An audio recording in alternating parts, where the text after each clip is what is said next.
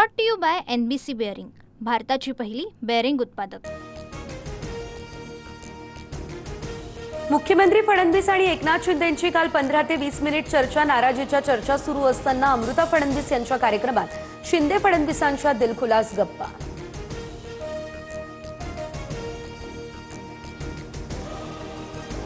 एकनाथ शिंदे आणि आमच्यात कोणताही दुरावा नाही, आम्ही एकमेकांसोबत चर्चाही करतोय।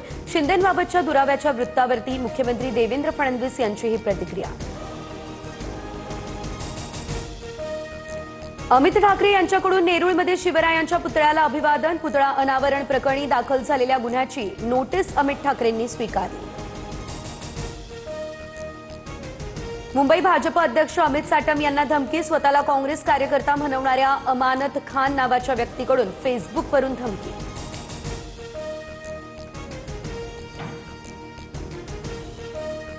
काँग्रेसच्या असलम शेख यांच्या कार्यालयाबाहेर आज भाजप युवा मोर्चाचं आंदोलन। मंत्री लोढांना जीवे मारण्याची धमकी दिल्याचा भाजपकडून निषेध। काँग्रेस भाजप कार्यकर्ते भिडण्याची शक्यता।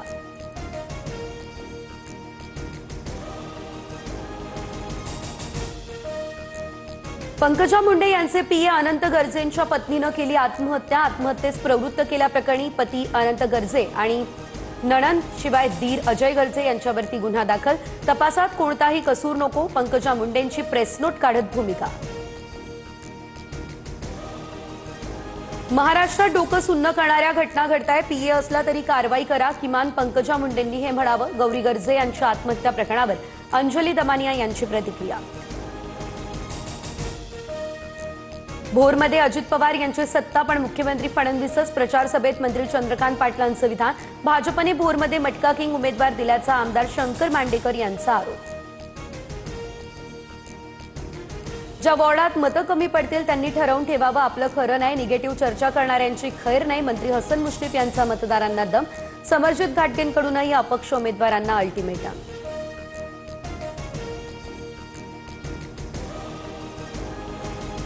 खासदार निलेश लंके यांच्या संकल्पनेतून सिंहगड किल्ल्यावर स्वच्छता, संवर्धन आणि वृक्ष लागवड अभियान। गड जपा, इतिहास जपा, हीच खरी शिवसेवा, असा दिला संदेश। धाराशिवमध्ये लग्न समारंभामध्ये राष्ट्रवादीच्या आमदाराकडून प्रचार। पक्षाचा गमछा गळ्यात घालून आमदार विक्रम काळेंची विवाह सोहळ्याला उपस्थिती। जालन्याच्या परतूर नगरपालिकेसाठी राजकीय विरोधक एकत्र। रावसाहेब दानवे आणि बबनराव लोणीकर एकाच व्यासपीठावर।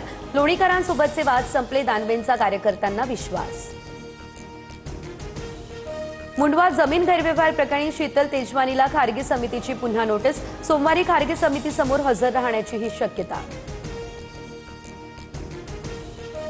मुंबईमध्ये 11 लाखांहून अधिक दुबार मतदार असल्याचं समोर। मुंबई महापालिकेने जाहीर केलेल्या प्रारूप मतदार यादीतून स्पष्ट।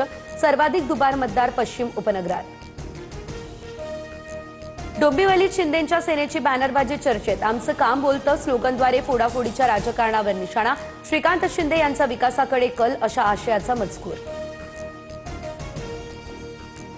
कोल्हापूरमध्ये टीईटी पेपर फोडण्याच्या तयारीत असणारे 9 जण पोलिसांच्या ताब्यात। स्थानिक गुन्हे अन्वेषण आणि मुरगुड पोलिसांची ही संयुक्त कारवाई। पुण्यात बिबट्याच्या दहशतीमुळे नागरिकांचं पिंजऱ्यात बसून आंदोलन। बिबट्याचा तात्काळ बंदोबस्त करा, भवरा वस्तीतील नागरिकांची वन विभागाकडे ही मागणी। बीडच्या पाटोदा तालुक्यातील दासखेड फाट्याजवळ कारची दुचाकीला धडक। अपघातात मराठा आंदोलकाचा मृत्यू। चारचाकी गाडीवर अण्णा असा मजकूर। सोशल मीडियातून घातपात असल्याचा संशय व्यक्त। नीरव मोदीच्या महागड्या गाड्यांचा लिलाव होणार। ईडीने जप्त केलेल्या गाड्यांच्या लिलावाला विशेष पीएमएलए कोर्टाकडून परवानगी।